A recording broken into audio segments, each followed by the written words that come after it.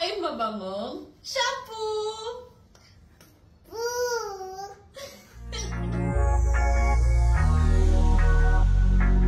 Baba? Put the shades back on?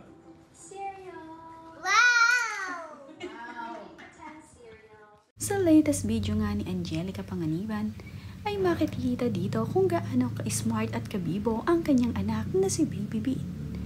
Mayroon nga siyang bagong endorsement na naman at ito nga ay ang Johnson shampoo. Makikita nga dito na tuwang-tuwa itong si Angelica Panganiban habang ipinapakita sa kanyang anak ang bote na hawak-hawak nito. Ginaya naman nga ni Baby Bean ang kanyang sinasabi, kaya naman itong si Angelica Panganiban ay tuwang-tuwa sa kanyang anak. Napaka-active na bata na nga ngayon ng kanilang baby. Ito ngang si Baby Bean ay labis nang kinagigiliwan lalo ni Angelica Panganiban at ni Greg Homan. Lumalaki ngang napakagandang bata at cute na cute ang kanilang anak. Kaya naman itong si Angelica ay tuwang-tuwa dito. So tuwing may sinasabi nga itong si Baby Bean ay natatawa na lamang itong si Mami Angge. Nag-e-enjoy nga ang magmami sa kanilang ine-endorsyong lotion at shampoo. Masayang-masaya nga rin itong si Baby Bean habang siya ay pinapaliguan ni Mami Angelica.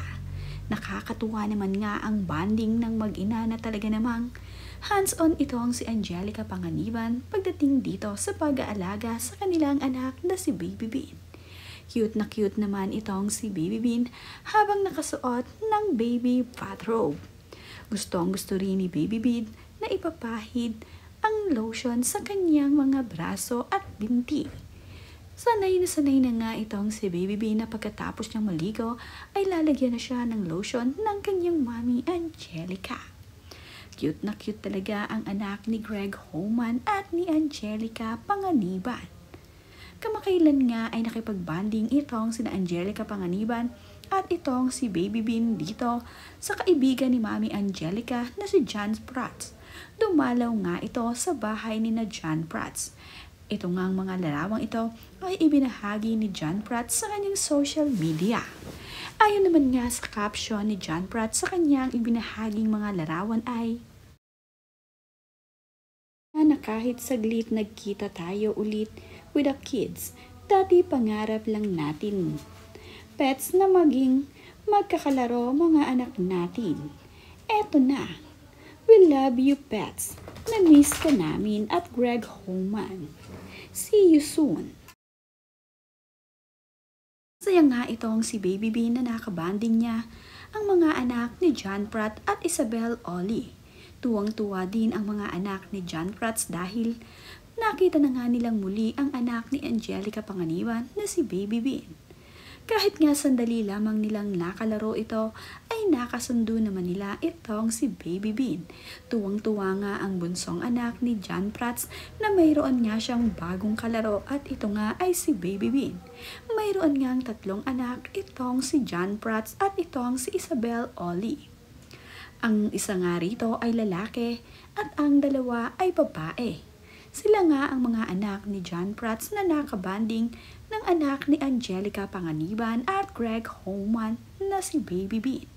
Masaya nga ang pagkikita ng magkaibigan kahit na nga sandali lamang silang nagkausap.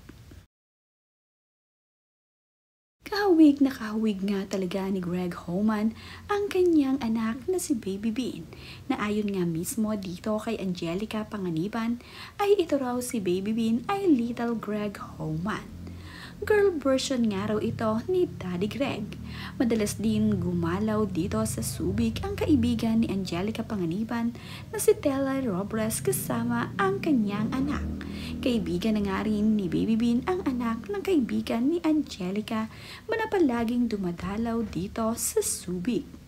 Pinati rin ni Angelica Panganiban ang kanyang kaibigan na nagdiriwang ng kanyang kaarawan.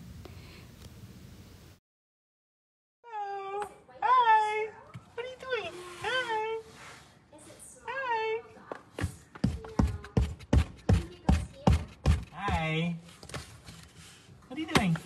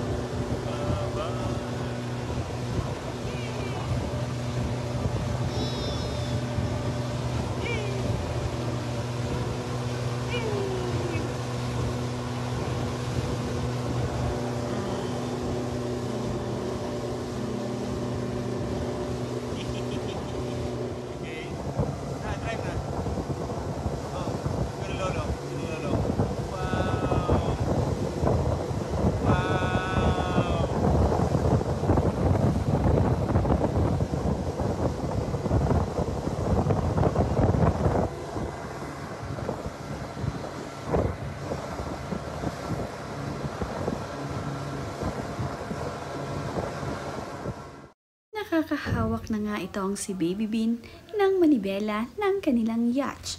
Pinapahawak na nga ito ng kanyang Daddy Greg. O naman ngang pinagkakaabalahan itong si Mami Angelica at itong si Daddy Greg. Panay nga ang lista ni Mami Angge sa kanyang notebook. Kitang-kita nga dito na tila nga mayroong bagong pinagkakaabalahan itong si Mami Angelica at itong si Daddy Greg Homan. Nandito nga ang kanilang kaibigan kaya naman busy itong si Greg Homan at tila nga mayroon silang inaayos dito sa bahay ni Angelica Panganiban. Pinarenovate na kasi nila kamakailan ang kanilang bahay. Kaya naman naging abala itong si Greg Homan at ang kanyang asawa na si Angelica.